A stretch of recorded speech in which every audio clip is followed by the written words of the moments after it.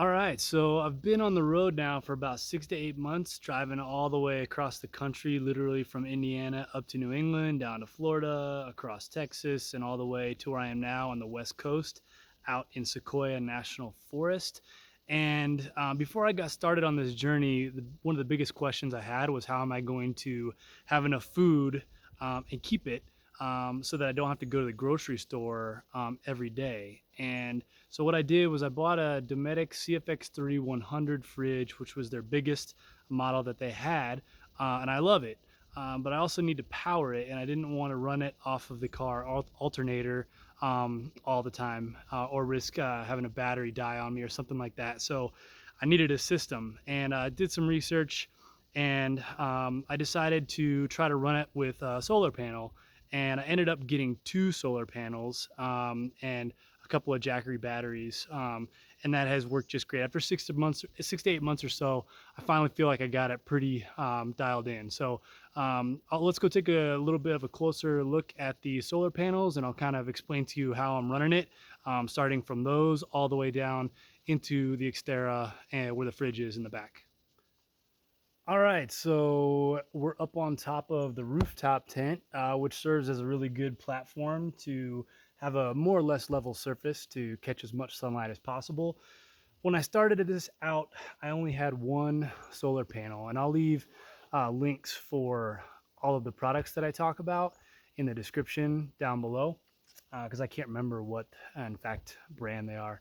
But it's a flexible 100-watt solar panel, and I wanted to eventually up the capability and have a couple of different batteries connected to the panel. And so to do that, unless I wanted to kind of splice the cord, I decided just to go ahead and get a second solar panel. And this Roof Nest Sparrow XL has just enough space that I can actually fit two solar panels up here. It's a tight fit, and you can tell it kind of slopes down towards the middle because it's not really designed to have two, but with enough duct tape and heavy duty Velcro underneath these, they just do fit. And so it works great. I have no complaints about it. You do have to get this piece comes with the solar panel, but then there is a connector or an adapter which is down here under my storage bag that you can't see, and I'll put a link to it in the description as well, that you need in order to connect this with the Jackery batteries that I use. And so I had to buy that as well. So I had to buy the panel, I had to buy the adapter, I had to buy a cord because I needed a decent amount of length to get it all the way from here through the rear hatch and to the batteries. And so I had to buy cords, and then I obviously had to buy the Jackery power bank batteries that I absolutely love and have been a huge game changer for me. So I'm gonna go ahead and jump down, and I'll show you what it looks like with the cords coming out from the tent and down into the actual xterra. All right, so back behind the truck now, and you can see where these are coming down. This is the adapter piece, and then these are the extension cables. And I remember these are from Goal Zero.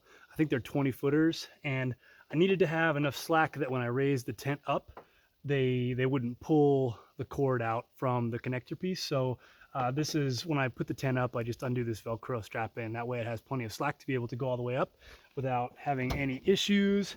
And luckily there's just enough room. I didn't really want to cut anything or drill anything, and so luckily there's just enough room in here in this little space that this cord can come through into the xterra, and I didn't have to drill or cut anything, which is great, especially if I'm going to resell it at some point. So basically all I did was just run these two cords, one from each solar panel, into the truck, and I've got the batteries, the Jackery power bank batteries up front, and I'll show you those next.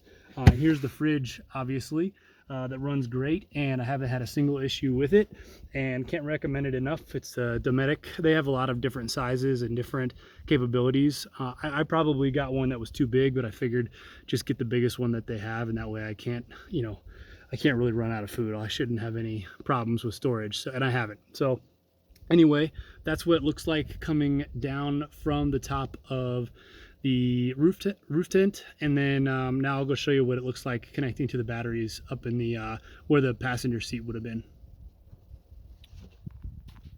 Okay, so now I'm in the part of the xterra that I call the garage. You'll have to excuse the mess. But this is the first Jackery power bank that I got. It's the Explorer 500, and I absolutely love it. It works great. Haven't had a single problem with it. I'm not going to go into all the stuff about watts and amp hours and all that crap because I still don't even understand it. But I can just tell you about the kind of performance that I get from it, and I will here shortly. I'm just going to show you what that looks like. And this is the cord from the fridge, which is up here, comes down underneath, and then plugs in right here to this Jackery. And this is the input from the solar panel all the way up on top of the roof tent. So then real quick, I'll show you what I do with the other one. This is the Jackery 240, which is smaller and has less power. But I got it because I needed to, and I'm sorry, here's the other, where the other cable comes in. And as you can tell, it just has a little bit less inputs, but it has all the same ones, just less of them. And so that's the Jackery 240.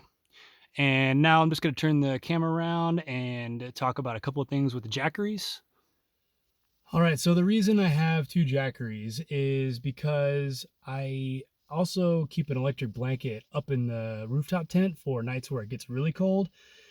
And so I didn't want to have to keep dragging the somewhat heavy Jackery 500 up there, and I needed that down here in case I keep the fridge on all night. So I got a Jackery 240, which I absolutely love. So it plugs in to the solar panel just like the 500 does. But then when I go up into the tent for the night, I take this up with me, and that keeps all my electronics charged.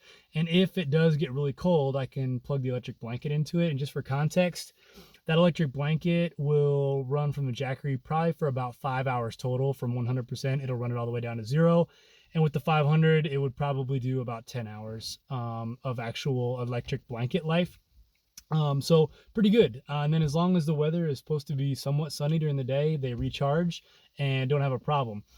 Couple things. If the weather is bad, what I do is I run either the Jackery power banks or the fridge, or both sometimes, from the car alternator. So I'll just plug those into the cigarette socket chargers in the car and charge them that way. But I don't have to do that very often, especially in the southern part of the country. It gets tons of sun all the time, so that hasn't been an issue. The other thing I would point out is basically I've decided if it's cold enough to run the electric blanket up in the tent, I probably don't need to leave the fridge on all night and drain the power. So what I'll do is I'll leave it on for probably 2 to 4 hours just to make sure it's nice and cold, maybe even turn it down to 37 or 39 degrees. Get the fridge really cold on the inside and then unplug it, because especially if it's going to be cold enough at night to necessitate me using an electric blanket, the ambient temperature in here is not going to be much past what I would have set the fridge at anyway, and that way it helps me conserve power. So basically that's it. I can't recommend this setup enough. Couple solar panels, couple power banks, and charge your fridge from those, and you've got a portable small power bank for your electronics overnight. And if you're really getting to a troublesome spot and you're not getting any sun, you can run the Jackeries and or the Dometic fridge right from the car power and keep them charged that way. And then if it gets cold at night, just remember you don't have to keep the fridge plugged in all the time. So hopefully that helps. And if you have any comments for me or any questions, by all means, just leave them in the comments below and I'll get back to you as soon as possible. Hope you all are well.